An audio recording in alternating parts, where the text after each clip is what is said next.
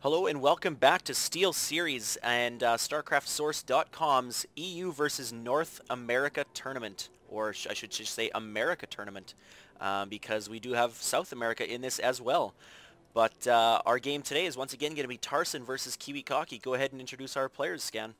At the lower left again as Red Terran, we have Tarson. Tarson really needs to win this match to get some pressure on Kiwikaki. Spawning at the upper right as Yellow Protoss. Kiwikaki took the first game rather decisively, being able to fend off some strong early attacks from Tarson with relative ease, except for really the first one where he lost a few Zealots. But Kiwikaki, if he's able to take this match, will really be pushing Tarson against the wall. Tarson would need to win 3 straight.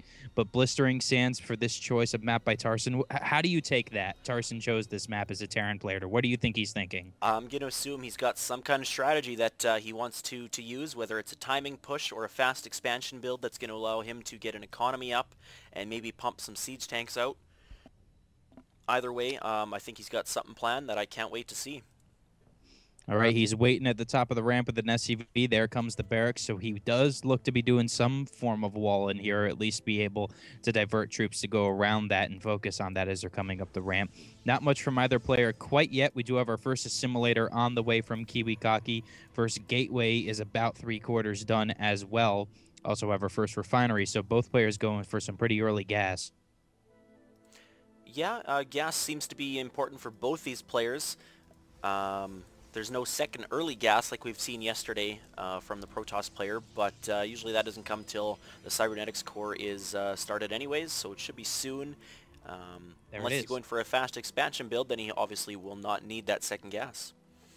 No, he did go for the cybernetics core. That is just about 1/3 done now. Nothing coming out of that gateway yet, though. And he is... Oh, that's just another pylon. I thought he was building a second gate already. That would have been interesting. I'm curious if he's going to do the same build as he did last game and go one gate straight into robotics facility.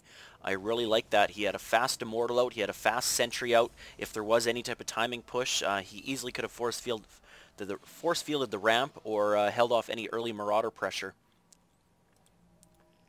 All right, and have a single Marine out scouting the natural expansion of Tarson, just making sure that there's no pylon or anything out there blocking that expansion.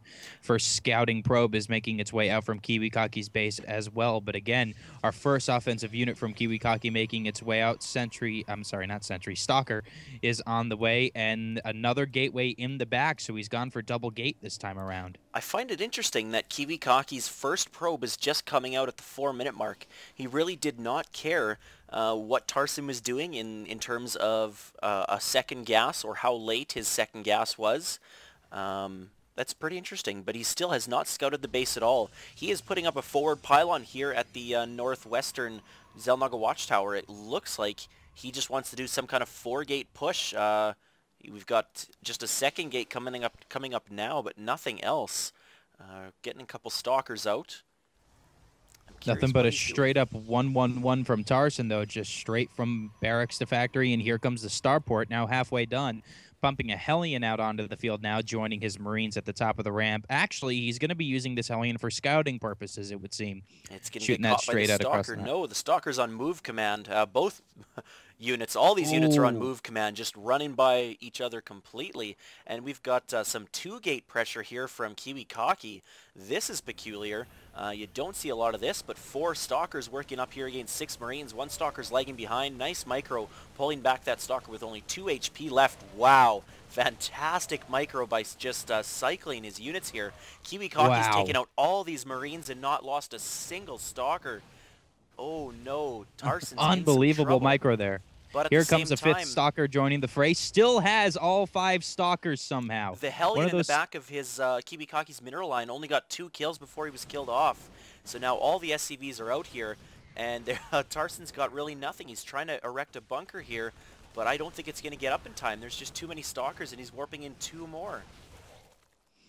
Does not have health bars up, obviously, because the weakest guy's in the back. He's not trying to focus on them. A Zealot and another Stalker coming in. This is excellent early pressure here from Kiwikaki, and there's really not anything to counter it right now. Forced to pull in the SCVs. But it's just not going to be enough against this many Stalkers. Wow. Banshee goes down, and Tarson is in deep trouble. Tarson GG's, and very decisive early win there with the first push from Kiwikaki. Impressive. Very impressive. A 2-gate pressure. I haven't seen this like ever or for a long time. What's nice about it though is he's got just the 2 gateways here, and even if the pressure didn't result in a kill, he's slowly getting enough minerals to throw up an expansion. Just an all-around effective build against what Tarson was doing, and really, Kiwikaki didn't even care what Tarson was doing, so he had a plan for this map for sure. Well, that means, more importantly, that means currently North America is ahead 2-0 in this current matchup. Kiwikaki's taken the first 2 matches. This is going to force Tarson into the corner. He has to win 3 in a row to win the point today for Team Europe. All right, so we're going to be going on to Game 3 here right away.